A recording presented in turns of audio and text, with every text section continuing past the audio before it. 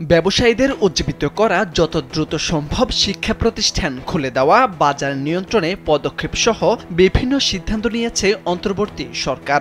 শুক্রবার বিকেলে রাষ্ট্রীয় অতিথি ভবন যমুনায় অন্তর্বর্তী সরকারের উপদেষ্টাদের প্রথম বৈঠকের পর সাংবাদিকদের এই তথ্য জানান বন, পরিবেশ ও জলবায়ু পরিবর্তন উপদেষ্টা সৈয়দা রিজওয়ানা হাসান।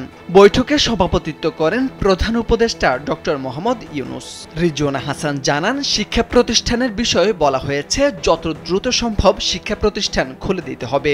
এখনো রাস্তায় ট্রাফিক পুলিশ নেই, শিক্ষার্থীরা রাস্তা ম্যানেজমেন্ট করছেন। সেই পরিপ্রেক্ষিতে শিক্ষা প্রতিষ্ঠান খোলার বিষয়ে এখনো বলা যাচ্ছে না। শিক্ষক সমাজের সঙ্গে আলোচনা করা হবে। শিক্ষার পরিবেশ ফিরিয়ে এনে আইন শৃঙ্খলা পরিস্থিতির সঙ্গে সামঞ্জস্য রেখে যত দ্রুত সম্ভব শিক্ষা প্রতিষ্ঠান খুলে দেওয়ার চেষ্টা করা হবে।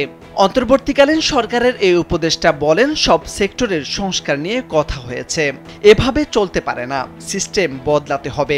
সেই সংস্কার করতে হলে সমাজের সবার সঙ্গে কথা বলে ঠিক করে আলাপ আলোচনায় যাবেন তারা।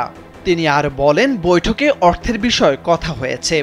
আর্থিক খাতগুলো শুধু চালু করলেই হবে না, সক্রিয় করতে হবে। জনগণের জীবন জীবিকার কষ্ট লাঘব হবে। বাজারের ক্ষেত্রে যে নিয়ন্ত্রণ, অর্থের ক্ষেত্রে যে নিয়ন্ত্রণ, সেটাও অগ্রাধিকার পাবে অর্থ মন্ত্রণালয় যখন পরিকল্পনা করবে সেখানে।